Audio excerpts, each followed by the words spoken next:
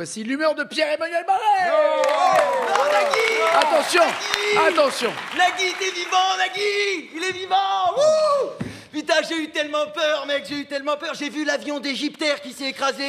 J'ai pleuré, mon putain, Dieu. je te jure, j'étais inconsolable. Je courais tout nu dans mon appartement en me donnant des coups sur les testicules avec une cuillère en bois. Je criais, oh non, non, l'avion, non, il s'est écrasé dans la Méditerranée, Nagui. Il va mourir. Non, c'est terrible. Lui qui est si petit, jamais il trouvera un gilet de sauvetage à sa taille. Non, et même s'il arrive à nager jusqu'à la côte, les sauveteurs, ils vont avoir peur de lui. Son nez, il va dépasser de l'eau, ils vont croire que c'est un requin. Ils vont lui lancer des harpons pour le tuer, pauvre Nagui. Putain, j'ai fait tous les scénarios du monde dans ma tête, j'avais tellement peur. Et je me disais, même s'ils retrouvent le corps, ils sauront jamais que c'est toi. Avec tous les réfugiés qui veulent rejoindre l'Europe, des Arabes dans la Méditerranée, il n'y a que ça. C'est plus la mer, c'est la salle d'attente de Pôle emploi. Ah non. Les gardes-côtes, ils vont croire que t'es un enfant syrien, ils vont te repousser au large avec un petit bâton. Alors, petite astuce d'ailleurs pour les secouristes qui recherchent les corps. Si vous trouvez un bout de viande qui flotte, goûtez-le. Si c'est bon, c'était un passager. Si c'est mauvais, c'était un plateau repas. Hein. Non, vraiment, Nagui, j'étais dévasté. J'étais dévasté par ta disparition. Mais heureusement, après, j'ai réussi à reprendre mes esprits. Je me suis dit, génial, Nagui est mort. Qui d'autre que moi pour reprendre l'émission? Alors, j'ai écrit un nouveau concept super.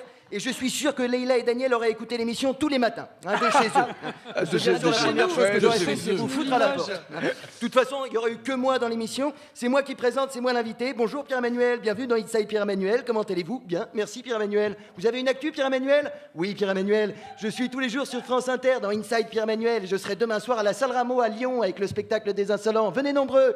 Avis aux Lyonnais donc. Merci Pierre-Emmanuel, j'adore ce que vous faites. Tout de suite la météo de Pierre-Emmanuel. Vous écoutez Pierre-Emmanuel Inter. Il est 11h25. Putain, j'envisageais même de te remplacer dans toutes tes émissions. J'ai écrit à France 2 pour reprendre N'oubliez pas les paroles.